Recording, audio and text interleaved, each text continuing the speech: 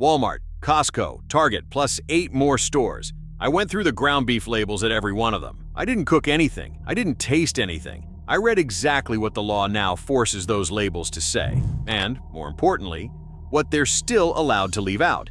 Here's what most shoppers have noticed but never had a word for. You buy 2 packages of ground beef. Same price, same shelf. One browns like real beef in the pan, the other floods gray and steams like a swamp. And a pound of ordinary ground beef now runs about $6.75 on average, up from around $6 just a year ago, and up nearly 80% from where it sat less than a decade ago. You probably assumed the label couldn't tell you why. 6 months ago, that stopped being true. On January 1st, 2026, a new federal rule made the oldest bluff on the meat label illegal. And here is the part the stores are counting on you never learning. This new rule polices a claim. It does nothing about a silence. A label that makes a false American origin claim is now breaking the law. A label that simply says nothing still owes you nothing at all. That gap between the lie the law killed and the silence it left standing is the entire story. Most of these 11 stores are living in that gap right now. You paid for a promise. The law just handed you a way to check whether it was ever real. So, let's read the labels. First, understand what actually changed, because everything after this depends on it. For decades, the words "product of USA" on a package of beef meant almost nothing. Imported beef, from an animal raised and slaughtered in another country, could carry that label after nothing more than a stop at a U.S. facility for processing. The animal never had to be born here. Never raised here, it just had to be repackaged here, and the label got to wave a flag it hadn't earned. The rule that took effect this year closes that. Under the new standard from the U.S. Department of Agriculture's Food Safety and Inspection Service, "Product of USA" and "Made in the USA" can only appear on meat if the animal was born, raised, slaughtered, and processed entirely in the United States.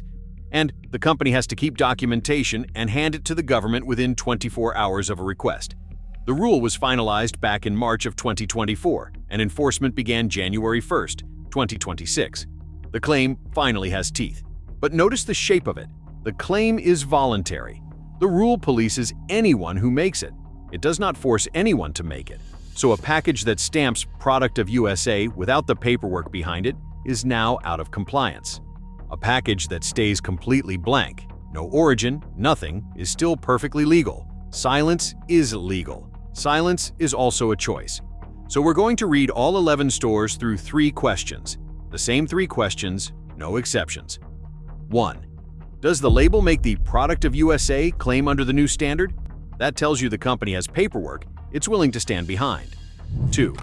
Does it name an actual cut? Chuck? Sirloin? Round? A named cut means somebody is willing to tell you what went into the grinder. 3.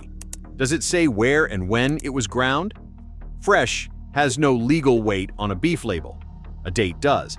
A package that answers all 3 has nothing to hide. A package that answers none of them has, in its own way, answered everything. And we're not ranking these by how bad the beef is. We're ranking them by how deliberate the silence is, from the stores that are simply empty, up to the ones that are quietly, carefully saying nothing. Start at the bottom of the price tag. The deep discount trays. Run the 3 questions, and you get 0 for 3. No origin claim, no named cut, no grind date. But here's the honest read. Nobody walks into a dollar store expecting a man in a white apron sharpening a knife behind glass. These labels fail on emptiness, not on deception. They're not pretending to be something they aren't. The beef is federally inspected, and the prices are exactly what they appear to be. This tier mostly is what it says it is, which, as you're about to see, is more than the next few can claim, because now it starts to sting. The next tier is a chain millions of families treat as the store, the default, the one your parents used. Run the 3 questions on its store brand ground beef, and you can get the same score as the dollar store trays, same empty label, many times the reputation. The reveal is simple and a little uncomfortable. You assumed a trusted name meant trusted paperwork.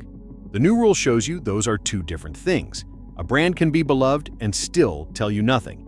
And here's where the story stops being about one store. Several brands you think of as competitors are fed by the same suppliers. Target, Walmart, and Safeway have all sourced meat from the very same provider. One company, packing product that ends up under 3 different signs. You could shop at what feels like 3 completely different stores and put the same supplier's beef in 3 different carts. So when you comparison shop across those brands, ask what you're actually comparing, often just the color of the sign out front. The product is consistent, it's inspected. Consistency was the whole point. The label just forgot to mention the pipeline exists. Then there's the sealed box, a chain where the beef is often genuinely fine. It browns well. It costs less than almost anyone. The value is real, and that's exactly what makes it unsettling. Because there's no real meat department in the building, no butcher to ask, no published suppliers. The sourcing can shift quietly by region, and the label stays just vague enough to survive every change. Ask where your beef came from, and the honest answer is, it depends, and they'd rather not say. Run the 3 questions, and the box simply won't open. Cheap and low quality are not the same thing.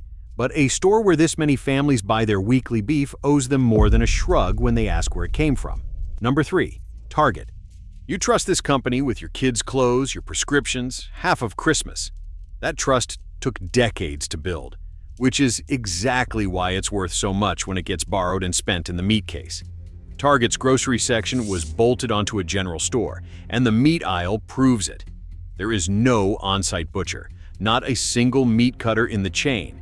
Everything arrives pre-packaged from a distribution center, the selection thin, and priced like it came from a real grocery store anyway.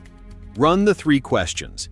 The label tells you the meat passed inspection, and beyond product of the United States, very little about where the animal was actually raised. The beef is treated the way this company treats everything, as a box to ship. To be fair, they run a clean, tight cold chain. The logistics are genuinely good. It's a beautifully organized way to sell you a mystery. Number 2. The store with the actor in the apron. Watch the butcher here for a minute. Real knife skills, real custom cuts. Ask for a thick ribeye and he'll hand you something genuinely beautiful, and he deserves the praise. Now look down at the store brand tube in your hand, the one you actually came for. That man may have never touched it. It can be sealed at a plant days ago, possibly in another state, and stocked next to his counter the way a prop borrows credibility from a movie set. The counter makes the promise. The tube quietly breaks it. But here's the move that flips this whole segment.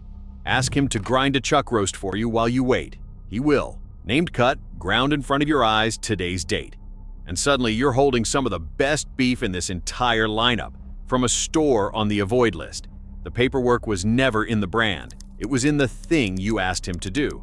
Before we get to number 1, stop, because this next stretch is the reason any of this matters. Start with 4 names: Tyson, Cargill, JBS, and National Beef. Those 4 companies control roughly 80 to 85% of the cattle processed in this country, a figure the Justice Department itself put at over 85% this year, when it confirmed it had prioritized an antitrust investigation into the U.S. cattle and beef markets. In plain English, you could shop at 5 different stores this week, buy 5 different brands, and most of that beef still came through the same 4 doors. That's not a free market.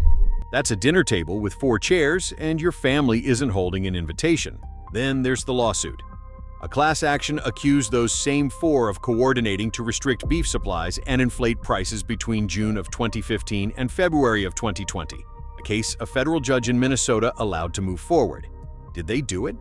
Every one of them denies it, and no court has ruled they broke the law, but 2 of them have already written checks. Tyson agreed to pay $55 million and Cargill $32.5 million, a combined $87.5 million settlement approved by the court in April of 2026 to resolve the price-fixing claims. Both settled without admitting any wrongdoing. JBS and National Beef have not settled at all. $87.5 million from companies that insist nothing happened. Sit with how that works. And while those checks were being written, your grocery money kept score. Ground beef that cost roughly $4 a pound less than a decade ago is pushing $7 today, with the country running one of its smallest cattle herds in generations. Fewer cows, fewer competitors, one very expensive skillet. Now come back to the rule. For decades, imported beef could wear "Product of USA" after a quick stop on American soil. As of January 1st, that bluff is illegal, and almost nobody standing at the meat case knows those words changed meaning 6 months ago. You're asking the obvious question. If the law changed, why does the meat case look the same? Because the rule polices a claim, not a silence. A package that says nothing still owes you nothing. Which brings us to number 1, the company that proved it can tell the truth and then decided where the truth was worth selling. Number 1, Walmart. In June of 2025, Walmart cut the ribbon on its first fully owned and operated case-ready beef facility in Olathe, Kansas, and said the quiet part into a microphone. More consistency, more transparency, more value. A $257 million investment, a 300,000 square foot plant, 667 jobs, packaging Angus beef sourced from cattle raised within about 250 miles of its supply partner's plant. A supply line most butcher shops would envy, built by the biggest retailer on the planet. It proves something the industry spent decades calling impossible. A giant chain can build a traceable beef supply at scale when it decides to. Now walk into the meat aisle. That plant serves stores across the Midwest. Walmart operates more than 4,600 stores nationwide. And here's the detail buried in every celebration article. The showcase plant packages case-ready Angus cuts, steaks, roasts, the premium shelf. The everyday tube of ground beef, the single product more American families cook than anything else here, is not what that flagship facility was built to serve nationwide. So the biggest beef seller in the country built a monument to transparency, pointed it at the premium shelf in one region, and left much of the everyday ground beef on the same anonymous pipeline as before. Why spend the money and then stop there? Because transparency is being sold as a premium feature. The traceable steak is the advertisement. The mystery tube is the volume. They didn't fail this test, they aced it.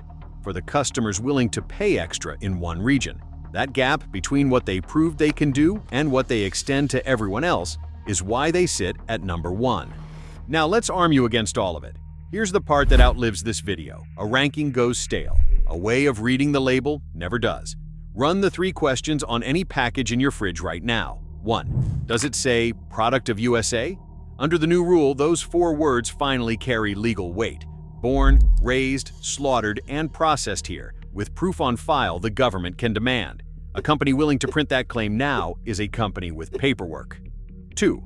Does it name an actual cut? Chuck, sirloin, round. A named cut means somebody's willing to tell you what went into the grinder. A package that only says ground beef is telling you they'd rather not. 3. Does it say where and when it was ground? Fresh has no teeth. A date does. Then keep this ladder in your head at the case, best to worst. Best, a butcher grinding a named cut in front of you. Next, beef ground in that store, with a date on the package. Next, product of USA plus a named cut. Last resort, the anonymous tube. No origin, no cut, no date. That's it. You no longer need me to rank the stores for you. You can rank any package, in any store in any town. And a few stores clear all 3 questions, and they clear them for the same reason. There's an actual meat department in the building doing actual work. Publix earns it the old-fashioned way. The market ground beef in that case gets ground right there in the store, from cuts, under a real freshness clock. Ask the person behind the counter what's in today's grind, and you'll get an answer. Because unlike most stores in this test, somebody in the building actually knows. Whole Foods earns it through the counter, too. An in-store butcher, cuts you can watch being handled, and welfare-rated sourcing tiers labeled right in the case. The reach is the catch. A pound of the good stuff costs more, and the nearest store might be 40 minutes away. A gold standard you can't get to on a regular Tuesday isn't the practical winner for a family cooking beef twice a week, which leaves the warehouse, Costco. Its ground beef moves in such volume that fresh meat and trimmings are ground frequently through the day. The fresher the grind, the better it behaves in the pan. And here's the move most members walk right past. Ask the meat counter for the chub, a 10-pound tube kept in the back, not on display, typically leaner and often cheaper per pound than the trays out front. Recent shoppers have paid $4 to $5 a pound for it against $8 to $12 at other stores for the same lean ratio. Portion it into freezer bags the day you buy it, and you've cut your beef bill for a month. One honest caution: the big prepackaged trays are commercial product, and the sourcing can span the country. The praise belongs to the counter, not to every package in the cold case. Know which one is in your cart before the register does. The meat industry spent 40 years teaching the label to say nothing. 6 months ago, the law made silence expensive and lying illegal. Now you hold the way to read it. 3 questions, any package, any store. If this changed how you'll read the meat case, share it with the person in your life who bought the big tray this week and has no idea the words on it just started to mean something.